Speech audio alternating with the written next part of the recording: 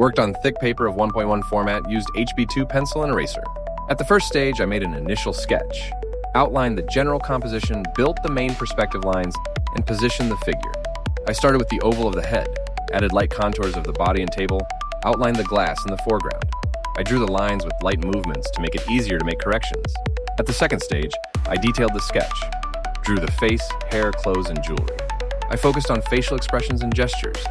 The character smiles and holds his finger to his cheek, creating a sense of lightness of the moment.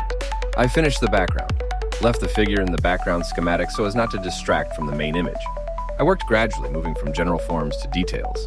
I corrected the proportions with an eraser, softened unnecessary lines to preserve the purity of the drawing. Work on this painting began with careful preparation of thick paper of 1.1 format. I chose acrylic paints for their versatility, brightness, and drying speed, and used ordinary water as a solvent to more easily control the fluidity and transparency of the layers. I had only 2 brushes on my work table, one thin one for working out details and small transitions, and one medium one for confident free laying of large color spots. First, I worked on the background.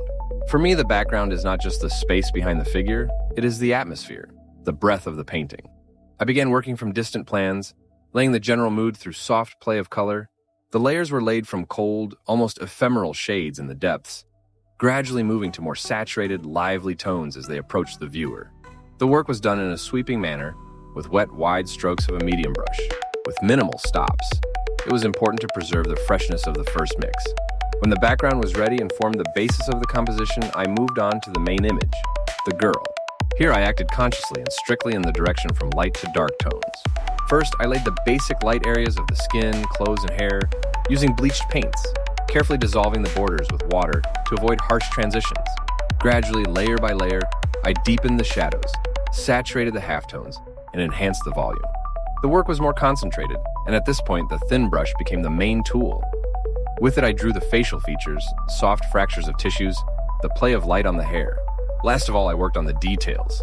It was like the final tuning of the instrument before a concert. Light accents on the eyebrows, a sparkle in the eyes, an elusive curve of the lips, a few thin strands in the wind.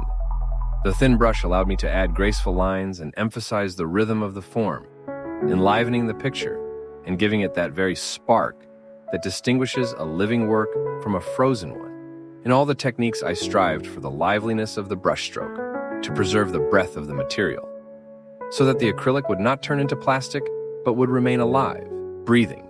I wanted the viewer to feel movement, light, and the presence of the present moment in the painting. Critical analysis of the author's painting. Before us is a bright and to a certain extent, naive portrait of a girl, sitting at a table in a cafe or conventional interior. The work is done with acrylic on paper in life-size, 1.1 format, which in itself speaks of the boldness of the idea. The use of a thin and medium brush gives the work a variety of strokes, and water as a solvent made it possible to achieve both rich and muted shades. What turned out well? Expressiveness of the face and emotions.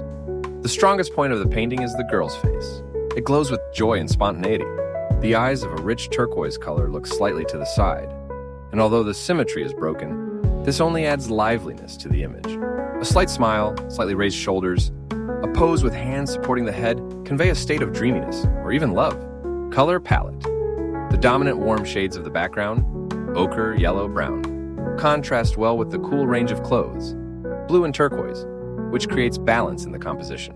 The background shade is especially well chosen, thanks to which the figure in the center does not get lost. Details and accessories. The heart on the neck, bracelets, ring, beads, all these small elements enliven the character, give it individuality. The bracelet with the inscription love and a cute picture deserves special attention. This is a subtle touch that can be both autobiographical and symbolic. What did not work out or requires revision. The most obvious and weak element of the work is the anatomical inconsistencies. The hands are disproportionate. One looks more massive, the other is too elongated. The palms with phones seem unnatural, especially in the area of the fingers and the bend of the wrists. The neck is long and straight, which is why the head seems to be stuck. There was a clear lack of observation and preparation through sketches. Depth of space. The space of the painting is flat. There is no clear perspective. The table, background, walls merge, although individual shadows try to designate it. The horizontal line running behind the figure could serve as a horizon line, but it is not supported by other spatial elements. Presentation and style of the background. The background resembles a silhouette wall with furniture. but the silhouettes on it remain mysterious and lacking context. Perhaps this is an attempt at stylization, but so far it looks random, not intentional. What can be changed or added? Add shadows and halftones to the face and body to make the volume more convincing. Work on the perspective of the table, adding converging lines and perhaps small objects on the surface. Spoon, napkin, menu. Refine the shape of the fingers and the position of the hands, making them more lively and flexible. Consider adding the environment. A window, details of the cafe, people passing in the background. This would give a more complete atmosphere. Make the background less flat. For example, through color gradations or the play of light. The painting is done in a naive style with elements of pop art. This is not academic painting, but a sincere, emotionally charged look at the human figure, its facial expressions and pose. This style resembles the works of amateur artists or works of art brut. The work will be of interest to lovers of naive art, collectors of original illustrations, visitors to galleries of modern and experimental art, psychologists and art therapists, as an example of expressive self-expression. Conclusion, this painting is like a frank letter without editing. It has honesty, expressiveness, and inner joy. Despite technical shortcomings, it leaves an emotional response, and this is what makes it valuable. The author should continue in this direction, while simultaneously developing skills in anatomy, composition, and perspective.